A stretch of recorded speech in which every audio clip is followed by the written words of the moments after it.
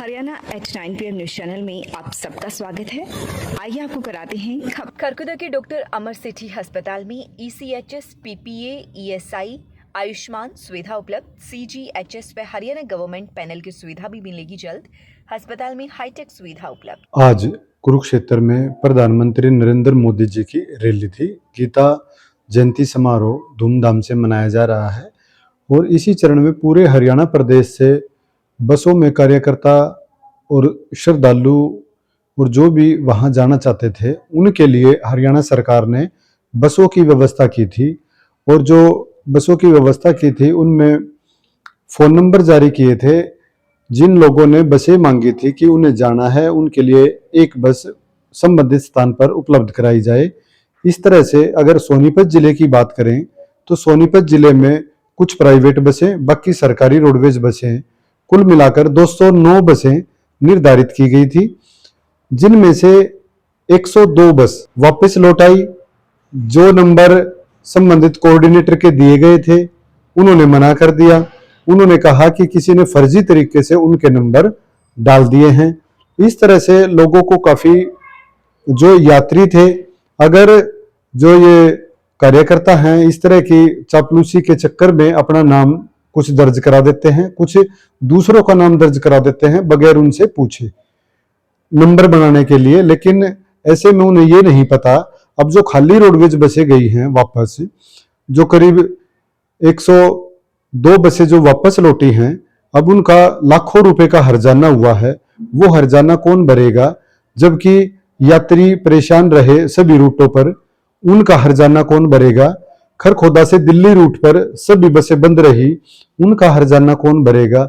इस तरह से लोगों को काफी परेशानियां हुई। और दूसरी तरफ जो बसें गई भी हैं उनमें से भी बहुत सारी बसें ऐसी गई हैं जो बिल्कुल खाली ही गई हैं, जिनमें किसी में 10 सवारी बैठी हैं, किसी में 12, किसी में 15, कोई आधी है। फुल बस तो बाई चांस ही कोई गई है, अदरवाइज इस तरीके से खाली बसें गई हैं, जिससे रोडवेज को लाखों रुपए का चूना लगा है। आगे से ऐसी प्लानिंग होनी चाहिए कि रोडवेज को भी चूना ना लगे और जो यात्री हैं, दैनिक यात्री रूटों पर चलते हैं, उन्हें भी परेशानी ना हो, और जो गलत गाइडेंस करता है उन पर भी कोई कार्रवाई बने। इस तरह की प्लानिंग होनी चाहिए। ऐसे सरकार का और आम आदमी का नुकसान नहीं होना चाहिए।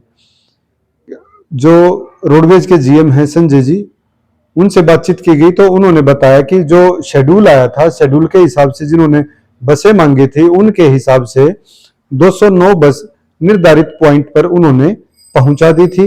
लेकिन बाद में हमने कई ड्राइवरों से बात की तो उन्होंने बताया कि कई जगह मना कर दिया है बस लेने से, और कई जगह तो उनकी बस भी नहीं खड़ी होने दी।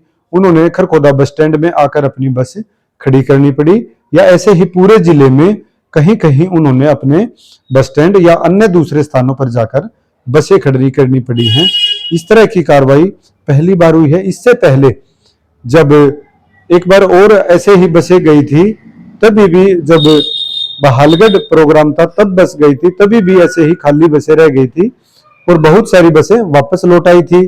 सिर्फ एक बार प्लानिंग से बसें गई थी, वो भी जब CET का एग्जाम था, तब अच्छी प्लानिंग थी, तब भर भर के बस गई थी, पूरे पॉइंट से बस गई थी, सभी जगह अच्छा रिस्पॉन्स था। लेकिन जब सरकार के कार्यक्रम होते हैं, जो कार्यकर्ता लेके जाते हैं बसों में, इनमें अच्छा रिस्पॉन्स नहीं होता। नंबर बनाने के चक्कर में बहुत सारे लोग अपने नाम लिखवा लेते हैं और फिर बाद में उनमें बैठने के लिए सवारियां नहीं होती, जिससे लोगों को काफी परेशानियां होती हैं। ऐसे लोगों की पहचान करने की आवश्यकता है। लगातार खबरों से बनी रहने के लिए चैनल को लाइक, सब्सक्राइब और शेयर जरूर करें। धन्यवाद।